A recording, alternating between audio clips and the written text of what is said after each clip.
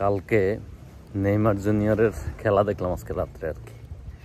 Neymar জুনিয়রের খেলা দেখলাম যে তারে প্রচুর পরিমাণ অ্যাটাক করে খেলার চেষ্টা করছে, যেহেতু আসলে তারে কোনোভাবেই আটকায় রাখতে পারতেছে না, কোনোভাবে ধরে রাখতে পারতেছে না। তারে একমাত্র একটাই পথ আছে তার আটকানোর, সেটা হচ্ছে গিয়ে ফাউল করে। ফাউল যদি না করে তারে কোনোভাবে কোনো সাধ্য নাই আটকায় রাখার, তার পায়ের থেকে বল নেওয়ার। তাই একটাই অবস্থান, তাকে আটকে রাখতে হবে। তারে 20 মিনিটের মধ্যে কয়টা ফাউল যে করছে, অনেকগুলো ফাউল করছে। গত ম্যাচে তাকে 5-7টা ফাউল করছে, কিন্তু আসলে সবাই টার্গেট তার পায়ের দিকে। পাও থেকে যেহেতু জাদু বের হয়, তাই নেইমার জুনিয়রের সবাই টার্গেট তার পায়ের দিকে, যেহেতু তার আবারও ইনজুরিতে ফালানো যে আসলে সে এবার বোঝা যাচ্ছে যে অনেকটাই সতর্কতার সাথে খেলতেছে, যে আসলে অন্তত ইনজুরিতে না পড়ে। আর ইনজুরিতে একবার পড়লে তার বছরের পর বছর কাটা যায় মাঠের বাইরে। কিন্তু তার পায়ের যে জাদু, পায়ের যে ছোঁয়া, আসলে এই ছোঁয়া এখন পর্যন্ত আসলে কেউ দমাইতে পারে নাই বা বন্ধ করতে পারে নাই।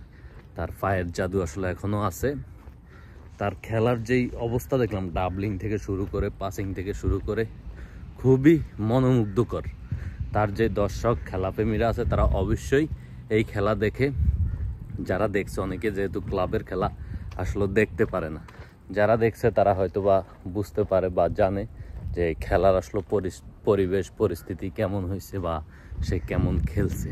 তার ডাবলিং থেকে শুরু করে পাসিং, প্রত্যেকটা সাইড আসলে সে অত্যন্ত ভালোভাবে খেলছে, এবং কি অত্যন্ত তার যেই দর্শক আছে, তার যেই সাপোর্টার আছে, খেলাপ্রেমী আছে, তাদেরকে অবশ্যই মুগ্ধ করছে আমার মতে।